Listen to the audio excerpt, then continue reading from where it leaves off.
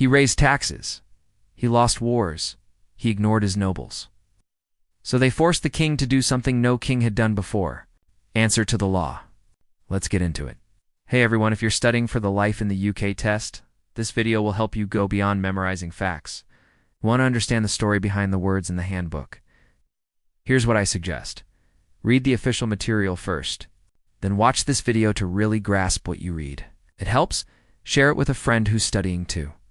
Imagine a time when the king had absolute power. No elections, no parliaments, no voting. Whatever the king said was law. Sounds intense, right? That was England before 1215. Back then, kings had councils made up of powerful noblemen and church leaders. Not a parliament yet, but the beginning of the idea that even kings needed advice. Think of it like a company. The CEO is in charge, but ignoring the board of directors leads to trouble. This is exactly what happened with King John. So, who is King John? Not very popular. He raised taxes unfairly, lost wars, and upset the nobles, the very people who helped him rule. In 1215, the nobles forced King John to sign the Magna Carta, meaning the Great Charter. This was huge, it said.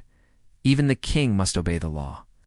It protected noble rights, stopped unfair taxes, and limited royal power. It was like hitting a reset button on how the king ruled. As time went on, kings needed to meet with their nobles more, especially when they needed money. These meetings grew into what we now call Parliament. Parliament split into two groups: the House of Lords, nobles, bishops, and big landowners; the House of Commons, knights, and wealthy townspeople. But back then, only a small part of the population could vote, mostly landowners. So, not full democracy, but a start. In Scotland, things were different.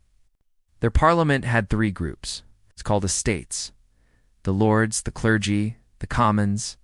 It worked differently from England, but served a similar purpose: balancing the king's power. While politics changed, so did the legal system. In England, judges created common law, decisions based on past rulings or precedent. Think of it like baking.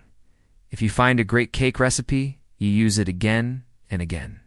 That's how English law worked. Scotland took a different path. Their laws were codified, clearly written down in books. No guessing, no relying on tradition. Just follow the written rules.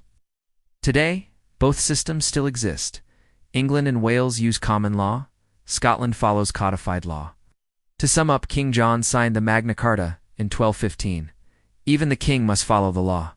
Parliament grew from royal advisors into two houses, Lords and Commons. Scotland developed a parliament with three estates.